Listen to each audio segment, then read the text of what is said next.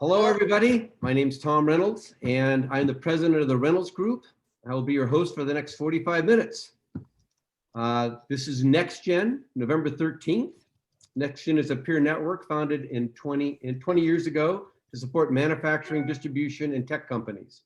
Our mission is to help business leaders adjust, leverage, and thrive. My background is manufacturing and software development. I use this experience to solve marketing problems and create better sales opportunities for clients, not just leads. Helping me today is Linda Feinholt. She is the business growth strategist and coach, and she's a good friend. Also on board is my good friend Kenneth Dunn. She is our communications director and will be helping me put all this onto my blog after we speak. We welcome questions, throw them into chat or raise your hand, get Hema or my attention, and you're welcome to ask them. But Linda will kind of, if you throw them into chat, Linda will organize them. My business partner is Hema Dey. She's a fractional CMO and manages our SEO to sales department. Hema is an award-winning international marketer like me. Her roots are in manufacturing, but over the last 12 years, she has grown Eiffel International, her company, to be a full-service B2B and e-commerce agency. The topic today is, it's gone from eNothing to eEverything. And these are going to be tips how to get better sales opportunities off your website. So please mute your computer unless you have a question. And I am now sending it over to you, Hema. And I'll start the PowerPoint. Great. I felt that hit on the head. Got to get your attention somehow. All right, this is a 45-minute business brief, and I'm going to get to the core of what you need to be doing with your sales and marketing strategy for 2021. I'm certainly in the midst of doing quite a number of strategic plans right now. And I'm going to share with you the study and the findings that I've been getting over the last 3 months at least. That is not my slide. Do you want me to do the poll? That was really what I'm trying to get. Yeah, I'd like to start with the poll. So if you can start with the poll. And while you're setting that up, I'll give some background to Eiffel. So some of you might be thinking, oh, there you go. Here's the poll. What is your business? You can quickly put your answer in there.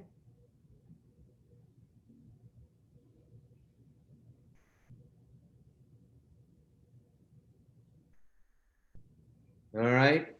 Have we got a 5, 4, 3, 2, 1. All right, I'm going to end the poll and I'm going to share it. There you go.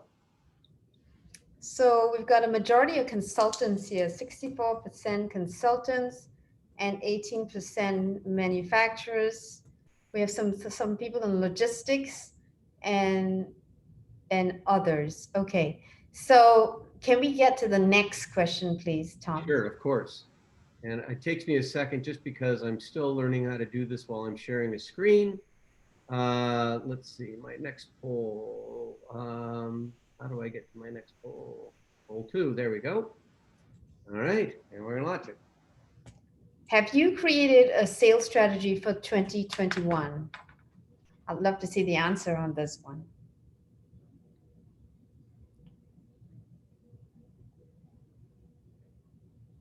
So 5, 4, 3, 2, 1. And now I'm going to share it. Wow, 30% said yes, I'd love to know who you are. And then 20% said no, but 50% said we'll have it done by the end of the year. And so this is great feedback. So I'm going to assume that the 50% that will have it done by the end of the year, you've kind of started, but you're kind of not really doing very much with it. So I'm going to assume that majority of it is not finished as yet and not done. The reason I asked this question is that Eiffel International, my company that I started in 2006, was founded based on the notion of getting new business. My background in corporate was working for manufacturers from New Zealand, and in an export environment where my job was to get the purchase order and make sure the factories were busy.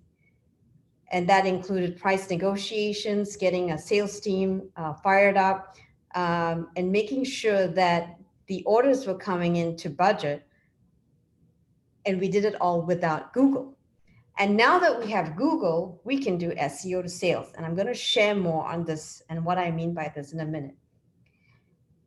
Just a quick case study in the next slide here. I just wanted to showcase this here to give you some hope that because this company is Southwest Plastics that's located in Glendora, they actually got us to do a sales SEO to sales strategic plan for them. We've now manipulated their website, created content, we do the social media strategy, email marketing, and this is what in our last review meeting, which was last week, this is exactly what the vice president had to say. In 2009, we only had few quality leads come from our website. We started SEO to sales in July of 2020. The phone has been ringing daily with solid prospects that turn into sales. I know it sounds like it's too good to be true, but there's a method to the madness, and it does work. So if you are doing your sales plans and you don't understand how to get those leads from Google or any digital platform right now, we're going to share some tips with you today. Okay, so everyone knows that COVID's really kind of made things really messy, but I like to look at it with the glass half full, not half empty. It's gone from eNothing to eEverything. And what does that mean? Those of you who were skeptics to have a website and to be visible on Google, well, right now it's eEverything. Everyone's searching on their mobile phones, on their computers. And if you're not visible online, well, you're missing out. Your competitors are getting the call or the lead. And it's so combative out there on eEverything that you've got to think about how you're going to support this with the human element as well, your sales team, your receptionists, your call centers. So the models have shifted dramatically. COVID-19 has accelerated digital-centric marketing activities. What does that mean? If you think of Google being a really, really busy freeway, and on a freeway you have cars, one element to get to the top and visible is using a good website.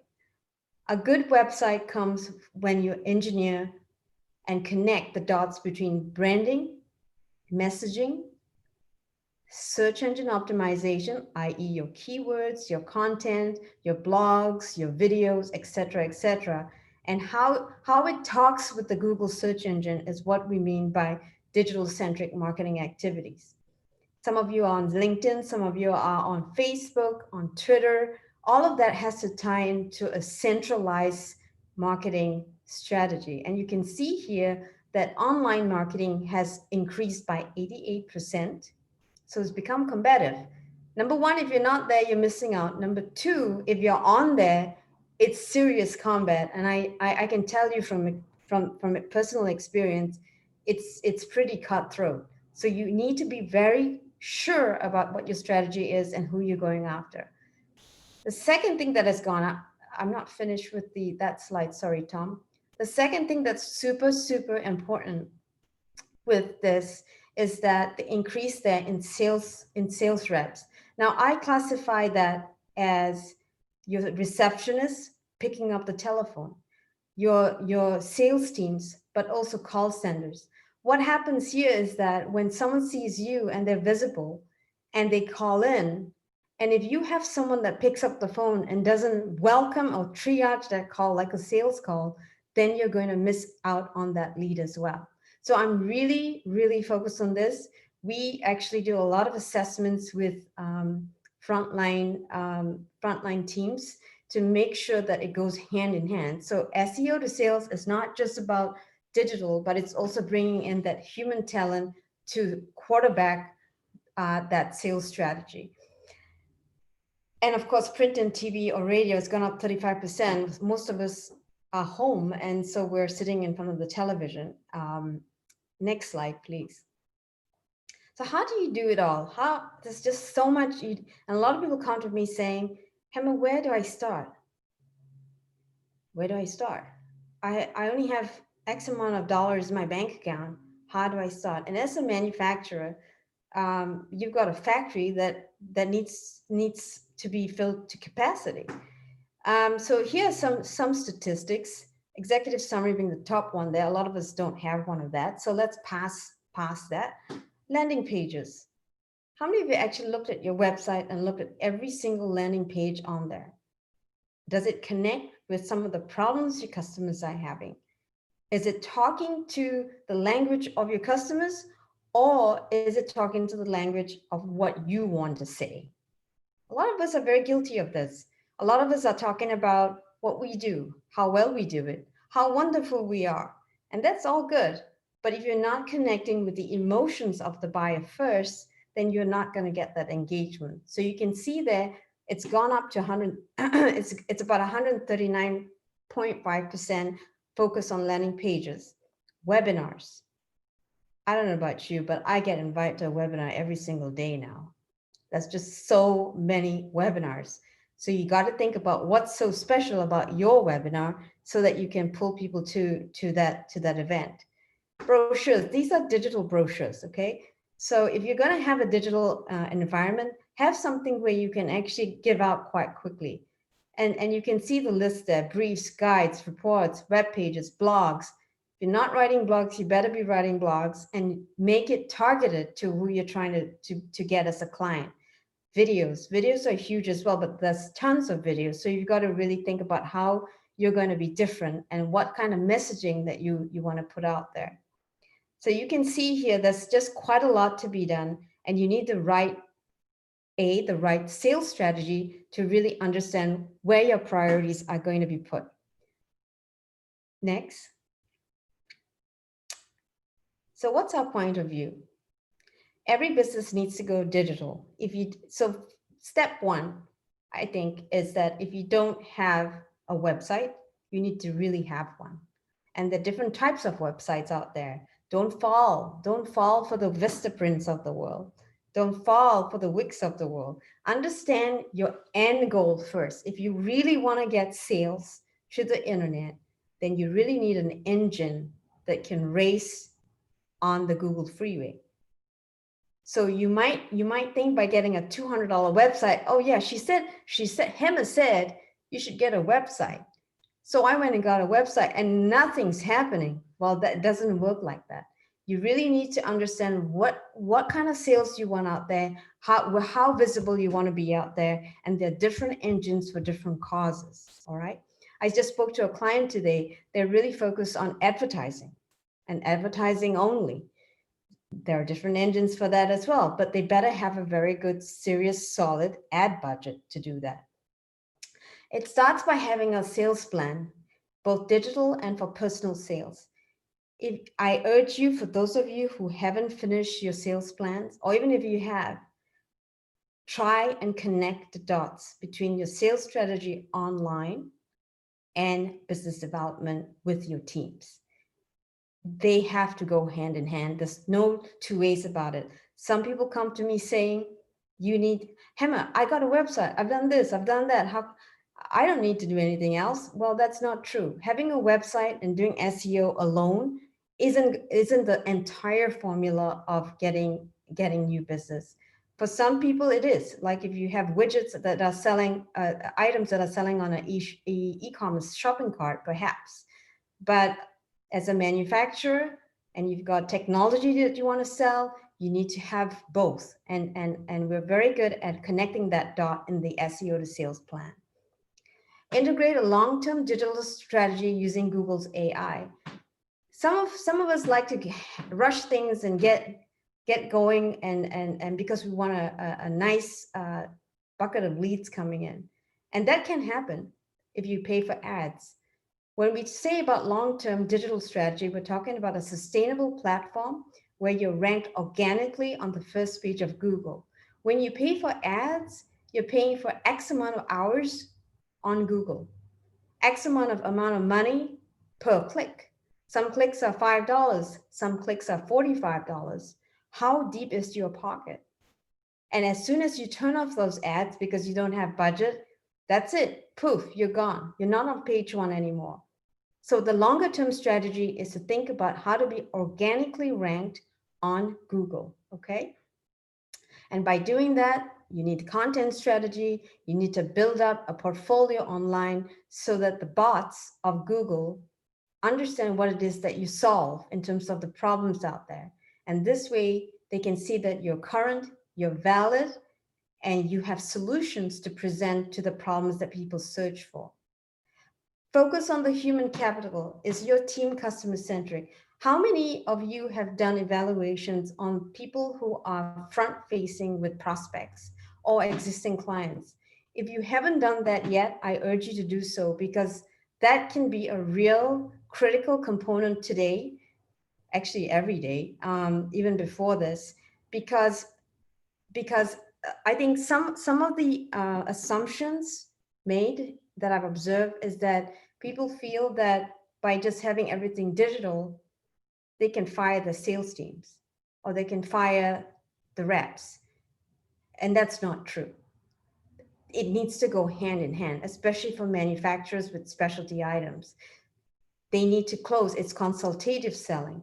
So they need to come in, but they need to understand that when a lead comes in, that lead needs to be triaged within 24 hours. I've seen cases where the rep is waiting 2 weeks before they get back to the inquiry. So evaluating your sales team, the person answering the telephone is critical. They're the director of first impressions. And so if I'm going to get you a lead, for example, from SEO to sales, and the person answering the phone has no interest in triaging that call, that's a flawed model yet again. So get a website, get your SEO to sales plan done, understand your sales team. And if you want to go with an ad campaign, understand the cost benefit of doing so longer term. Next.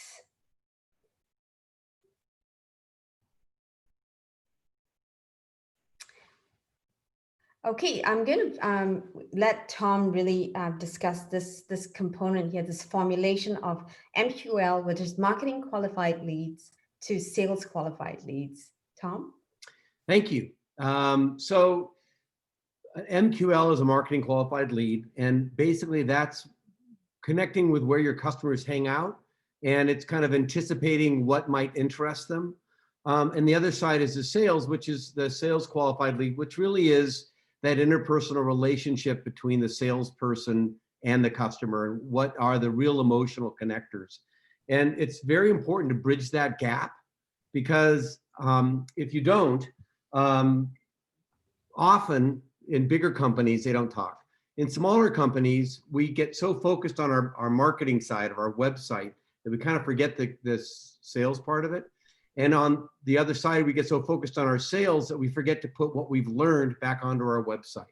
So it's super important to kind of bridge that gap and look at each of those components and bring them together on your website in particular, and make sure that that information is also getting to the salespeople. So when that director of first impression is talking, they actually have some idea of what is the connection. So it's all about communication and making sure that we put those two things together. I always say that there we go, is that it's really important to think about the story you're telling. And I go back to Aristotle and the Aristotle rhetorical triangle, which is if you're going to have a story that lasts forever, you need to have these three components: credibility, which is ethos; logic, which is logos; and pathos, which is the emotional connection. And I find with 99% of all the people we work with, no matter what kind of business they're in, they're really good at talking about their credibility. They're really good about explaining why logically it's the right thing to do and do business with them, buy their products, use their services. But where we fall back down is on that emotional part of the story. And every company has a story, and it's very important. I see we've got Kevin Walker with us. He just nodded. That's part of the brand thing, is to try to get a hold of what is that emotional connection that Hema's talking about.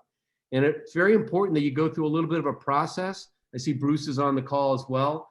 He's a client whisperer, and he goes and talks to clients and finds out exactly what the They think about the company, what makes them want to do business with you. And you need to understand that today. It's really easy to say, well, I've been in business for 20 years. I completely know my customers. You know, it's gone wacko because of COVID. There's a whole different emotional connection between you and your client, and you really have to get a hold of that. So, you know, I always say it's, you know, you got to think like a customer. And if you just ask these very simple questions, it's a great start. It's to call them up or try to figure out, remember, sit down, write down, what are the 3 problems today that your customer, your business does for the customer? And the second one is, what is that emotional connection between you and the customer? It can't just be price. There has to be some other reason they do business, and you need to leverage off of that thinking. J Manufacturing happens to be on the call with us today, but I like telling this story, and Mark can correct me if you'd like to. But when I first went and talked to them, he and his brother Mike, I said, you guys need to think about your website. And they said, oh, we have our customers, they like us, we don't really need to have a website. And I said, okay, can we just do a tour of your plant? So we walked around their plant, and there was this beautiful water jet cutter that they just bought.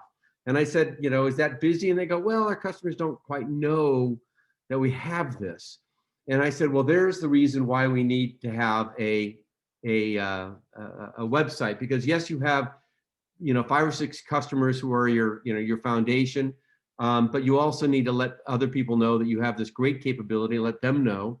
And the business picked up from there. So I don't know if Mark will agree with that story, but that's the way I tell it. And it's so important to make sure your website is up to date with what you're doing now, so your clients and your prospects know about that. Hema, back to you. Okay, so I want you to consider these items as you prepare or alter your sales plans for 2021. Before you go to creating a website, before I go to creating a website, I always sit with my clients and I ask them this: what's your ingrown toenail? And a lot of them say to me, pardon? And it's pretty much the story here. I worked with I am still working with her, a podiatrist whom I met 2 years ago. She had a fancy website. She paid them SEO, but the phones were not ringing. And I said to her, I can make the phone ring, but what patient can I get you in here for foot and ankle problems? They book you, you treat them, they pay you, and you make a profit, a good profit that's sustainable. Now she accepts only cash, PPO, and Medicare. And she says, oh, I have to go away and think about that. And on the outside, I thought she was going to tell me surgery, amputation, wound care. And she came back and she said, Hema,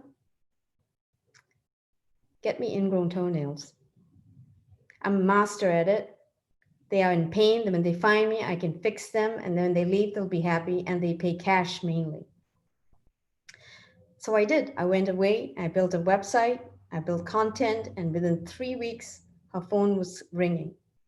The same concept applies in any business. You need to find out what your ingrown toenail is, because you cannot go into a scattergun approach, especially with SEO to sales, because it'll cost you an arm and a leg. A lot of people come to me with very, very limited funds to do SEO to sales. And the only way you can get bang for buck here is to really understand your business and to understand what your ingrown toenail is. For a manufacturer, it's so much easier because you can tell what your cost to manufacture is by each SKU or each product line. Go back to the spreadsheets and really understand that mix of what your cash cows are.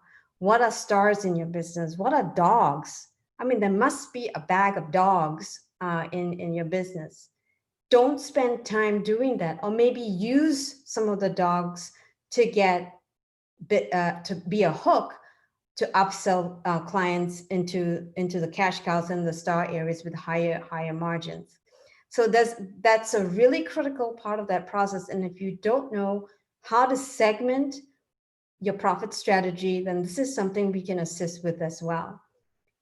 Once you have that formulation, be it a service or a product that you're selling, it becomes a lot easier as to where the priorities are going to go into in terms of the messaging on your website, the branding of your business, what the focus is going to be, who your target market is going to be, and most importantly, who the key competitors are that you're playing in and combating in each and every day. Now, why is that important, knowing your competitors? When you go to war, you need to know your competitors. It's a war out there. It's gone from eNothing to eEverything. It's a war. It's combat. I have the ability to actually understand how to reverse the digital footprint of your competitors. We can go in and analyze their websites. We can analyze their keyword strategies, their social media strategies. Why is this important? Because when someone says to me, Hema, no, we need to go this way. No, Hema, we need to go that way. I really want to open another chapter here. I need another business unit there. Let's come back and look at the facts.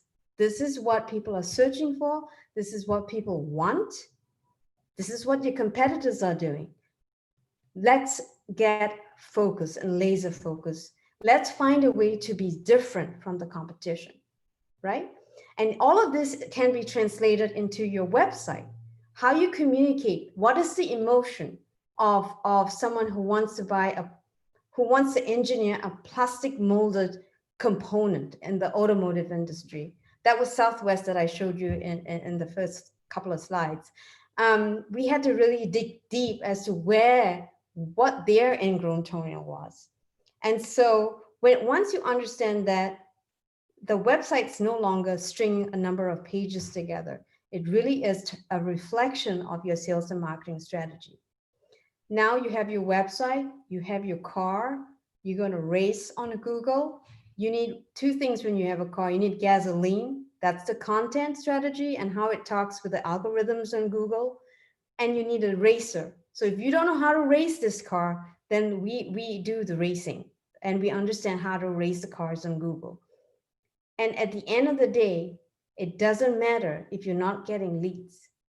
It really doesn't. You can do all of this, but if you're not seeing that growth in terms of lead generation, it's important to track how many of you got a CRM. If you don't have a CRM, if you don't know what a CRM is, it's a customer relationship management platform where you can track existing clients, you can track new business, how many opportunities you've actually opened up, how many you're going to close. All of that matters to someone who's doing SEO work. It should matter to someone doing SEO work because you need to connect the dots between SEO to sales. And it'll be nice when you sit down either weekly or monthly with your SEO team, is to really say those keywords really helped. Those keywords are really kicking ass for us, and we're closing business because now the SEO team can actually gear up and do more in that area. So with that, we have some time for Q&A. I would love to hear from you and to answer questions because that's quite a bit of information. So Hema, I have a question, and that is that what is the first in the takeaway? What is your first step in building the strategy for 2021? What should we do first? Well, I think we should look at where your sales. I think we should all give ourselves credit that 2020 was kind of a crazy year. Let's look back at what was done in 2019, what happened in 2020 as a situational analysis. I think you should take stock of what happened and then realistically project out as to where you need to be in 2021. Now, once you understand the situation now and then for the future, I think it's really important to take stock of what yields you profit this year from a sales perspective, and to look at what were your cash cows, what were some of the items that you never thought you could sell, but you sold this year because it's COVID. I mean, it's happening. Things are happening this year that people haven't seen in previous years. Some have had accelerated growth. Some have just died and they need to change. So we need to understand the overall go-to-market strategy that you want to have.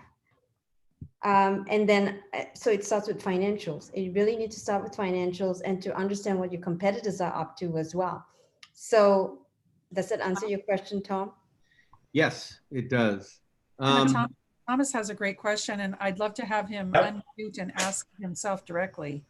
Oh, I was actually going to see if you're. Yeah. So my question is it better to have no website at all than to have a website that doesn't meet your suggestions? I mean, because like I'm definitely guilty of having I don't even think it's a $200 website, but I mean, like my website is bare bones. But one thing that I find is being able to be found at all is better than, I mean, it's definitely not generating any leads. And please don't anyone go searching for my website. So Tom, that's a great question. I think, again, it goes back to what is your strategy, right? If you do want to get leads, then you need something that is raceable on Google. If you want it to be an online brochure, that's fine too. But you need to set yourself and your business that expectation that it's not going to be a lead generator for you. It's going to be a brochure that you can actually send out to a client to present yourself and present your brand and present your services. And that's fine too. But the aggressive strategy to get the sales leads is something that I would put a wild card question mark on that. Yeah, no, that makes sense. Yeah. Joe, why don't you go ahead and unmute yourself and ask directly? So I get the Ingrown Toenail story, and I think it makes all the sense in the world. Go after and promote the product that you have that generates the greatest income and that has the greatest need out there. What's the difference when you want to launch and promote a new product on it? How does your marketing effort differ? How does your approach differ? The nice thing with Google and online marketing is that it has taken away the pain of guesswork and of going to a library to find information and to go out and do serious market research work. The intelligence stares you in the face.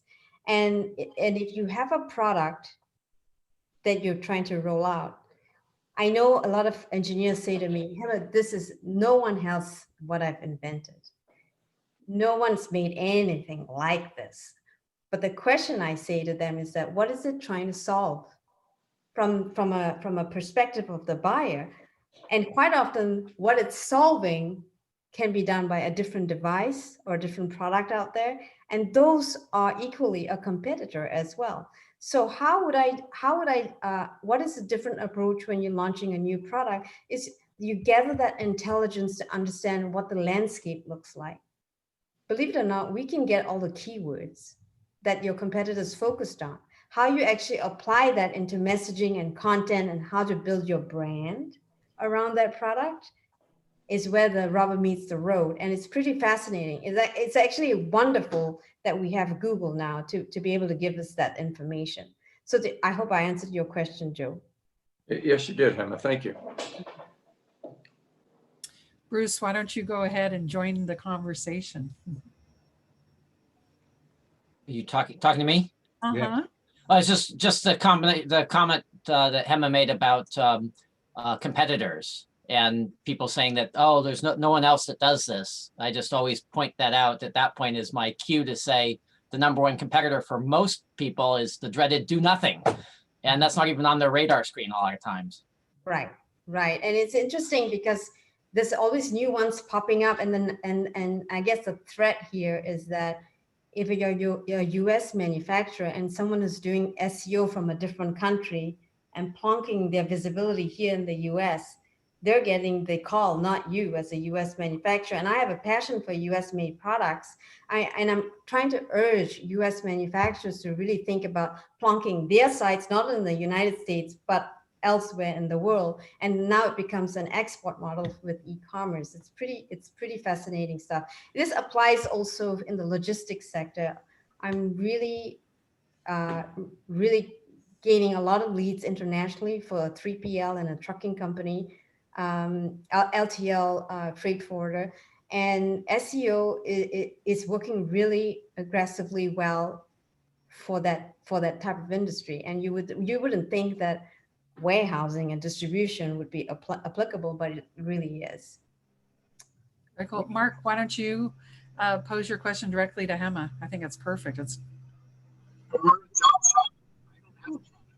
Oh, your audio just went out. So with your permission, I will pose the question, which is, what if you don't have a product because you're a job shop? Excellent question. It's even harder. When you sell a service, you have to tangibilize it because it's totally intangible. So it's really important to bring to life what it is that you're offering as in a job shop. To tangibilize what you do could be in the form of videos, pictures, finished products that you've done, and to give people almost a little snippet of that experience that they can get on your website, on social media, testimonials from your clients. So it's harder to be a service provider and make that more visible, but there are ways to do it, and you should do it. Yeah, I hope that answered your question. I think it does for a lot of folks, including everyone who's a consultant. Yes. We're all educated to say, this is what I do, rather than reframe it into what is the solution that's being provided to the client? Are you this type of client with this type of need? Here's the roster of testimonials saying that that's what I solved for.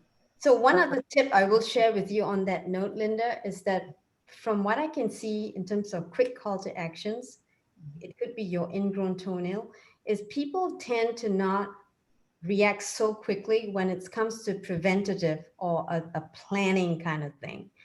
They really react when they have a problem, when there's pain, drama, a challenge, or they want to look good to their boss because that machine shop just failed to get them a good molding. So you need to bring out that kind of energy in terms of, hey, I'm engaging with you guys. I'm going to solve your problem. We are your hero. So that's the kind of thing you need to get to the nuts and bolts of. Perfect. So Thomas, why don't you come back on into the conversation, and then Chris has got a question after that. And also Kevin has a question. Let's make sure Kevin gets in there too. So Kevin. I wanted to know just what time frame from publishing a website. I'm sure there's a lot of other stuff going on that I certainly don't understand, but say I've done with my business plan for the year. It's January 1st and my website is published. When can I expect to start getting any sort of traction from that? Okay, so I'm going to go back to the car analogy. So you've got your car, you've got your website, right? If you put diesel, it's not going to move.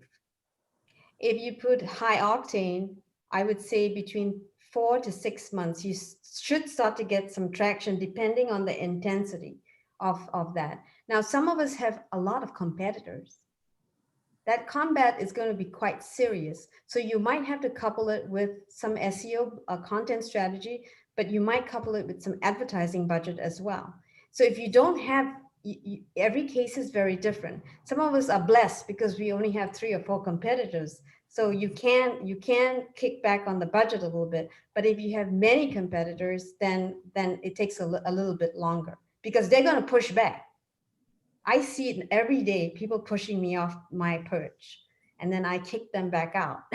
So you've got to be on it every single day, every week, every day, and watch the lead generation come in as well. So it's a tweaking process. So it's not like you say, I got a website, I'm going to put some blogs out, I'm going to put some blogs out, I'm going to put some blogs out. No, it's an engineering process so that you really engage with the search engine. Thanks. So I'm just looking at the next 2 questions, and I'm just going to choose because I think that makes sense in this sequence. Chris, why don't you go ahead? And then I think Kevin's question is a perfect wrap question. All right, thank you, Linda. Thank you, Hema. Thank you, Tom. Tom, by the way, I really enjoyed the slide on the Aristotle rhetorical triangle. Well done on that. I think it makes perfect sense, especially with the pathos and that emotional connection. So nonetheless, a quick question, just because my company here, we have a marketing team, they're creating content, but at the end of the day, a lot of our clients are working with individual sales reps. And for 2021, a goal of mine as a sales representative is to become that subject matter expert. And I want to start creating content. I'm sharing this information on LinkedIn, but at the same time, I'm thinking, should I also create my own blog? Should I have my own YouTube channel where I'm saving this information, these videos? Or should we somehow maybe consolidate everything, or maybe start off with one strategy and maybe move towards another? And what are your thoughts on that? So it goes back to branding. That one's a branding question, and it's a company-wide policy, okay? Some companies want to keep everything under one brand because you work for that brand. And if you start promoting your personal brand, that could be in conflict with what they're trying to do as a company-wide brand, or a product brand for that matter. But the truth of the matter is, with it becoming so combative out there, what makes us different is us as individuals. And sometimes, you know, people like working with me, and other times they like working with Tom, or they might like working with Kevin or Bruce. So we all attract different energy. And so if you can still keep Chris Wade as a brand associated with eMerchant, I don't see why you shouldn't do that. In fact, people love you, Chris, and the way I've worked with Chris quite a bit. So I think that if eMerchant is open to you having a voice of your own out there in tandem with the eMerchant brand, I don't see why you shouldn't do it. It's just going to be a lot of work.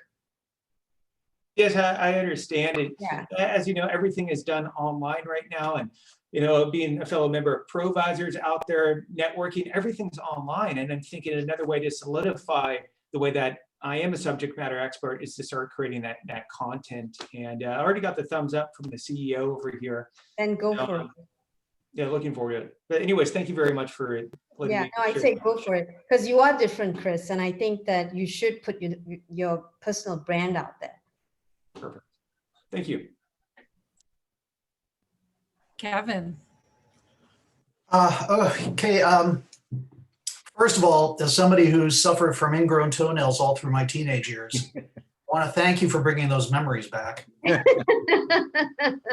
welcome. Since COVID, I found it's really not that difficult to get leads online and to stay busy in the sales funnel. What I'm having trouble doing, and maybe because I'm old school, is closing those sales online. When you can't meet the person, can't shake their hand, the best you could do is a Zoom meeting where you're just staring at each other. And it's very cold, and it's very hard to gain the trust that you need to get somebody to sign the contract. So do you have any tips for, you know, closing the sales in this era?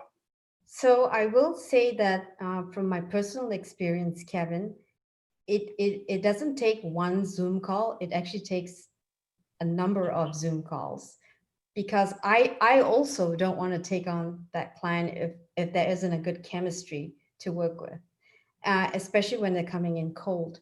And so what happens there is I try to set up a series, especially I know what you do in our world. I think it's really also us getting to know that person.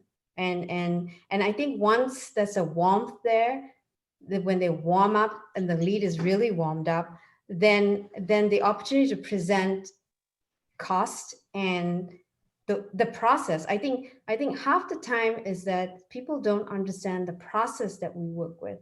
And I find that even if I go through my charts of how I work, and it's really detail oriented, as much as some people go, you know, branding folks say, Hema, that looks really awful. There's a lot of words. But when they understand the process and what they're actually buying, I send them an e-contract and they sign it. And that's where the magic happens. Can I weigh in too? I'm sorry? Can I weigh in? Tom Reynolds. Sure. Sure. Yeah, please. So, you know, that one of the things I've been thinking a lot about is my own personal sales process. And I think it's really critical to have a frank conversation with customers. It starts off by, hey, I want to ask you some questions. You know, in 15 minutes, we're going to find out if this is a good fit.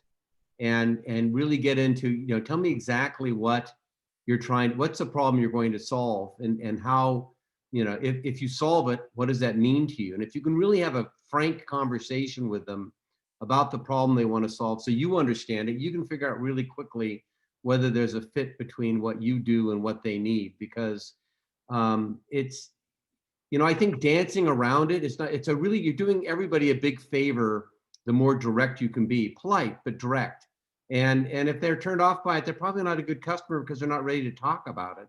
So I'm trying to kind of overcome my own desires to be friendly. And like, I think it's very important what Hema's saying, but I can overdo that. I think you really got to get to the meat of it and figure out if there's a fit, and do it in a way that tell the customer, you know, we're going to get really, you know, we're going to drill, and we'll know, both of us will know if there's a fit.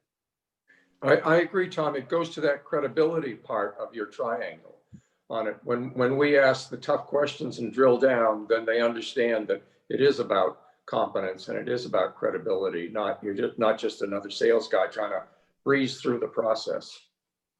Exactly. I would actually say it's more the pathos part that gets lost in Zoom, is that we think about it as building relationships is some amorphous thing where we get to know people, we see their body language, and it, you know, that can take a while because we're also wired to talk about ourselves. And Right. if you line up around how do you actually improve the client, how their business or their life or whatever it is, you're doing the direct part that Tom's talking about, but you're also building that trust. I mean, trust, we say takes a long time, it takes multiple meetings, but what it is it's credibility or it's confidence from the other person that you are aligned with their goals. If you can do that quickly, you can build trust very quickly. And you can do it on Zoom, but it's a different process than what most of us think about, because it's get straight to the point, and it's not necessarily the logic or the credibility. It's show them that you are aligned with their goals. And if they are confident that you are aligned with their goals, then they can trust you, and now things can move. You know, it really does kind of illustrate the importance of the story. You know, it's all those three parts together that you really have to think about. And it's not one dominating the other. It's a triangle. It doesn't work unless, you know, you're really building your story. And I don't think we think we don't think enough about our story. I really don't. I think it's something that we just assume sometimes as business people.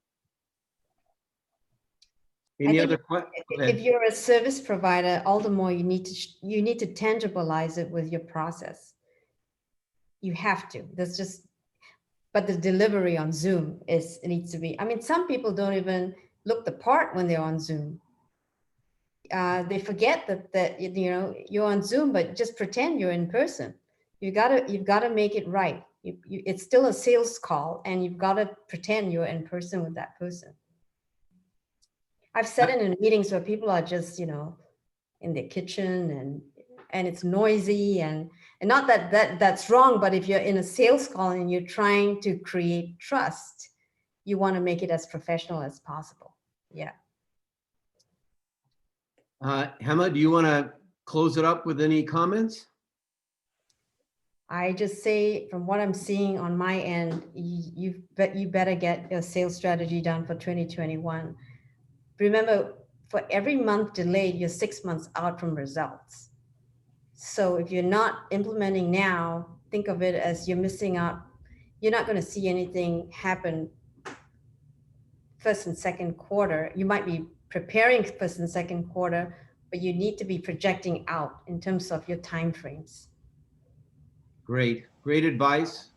Any other questions? If not, we're at 12:52, which we ran over a bit. I did that because it's a topic that interests me, of course, but I really appreciate you all attending. I hope you can come next week. Jeff McCausland is going to talk about his fabulous book on leadership, which are lessons learned in the Gettysburg Battle. I just finished the book. If you like history and you like leadership, I was actually moved by the book. It's really worth owning.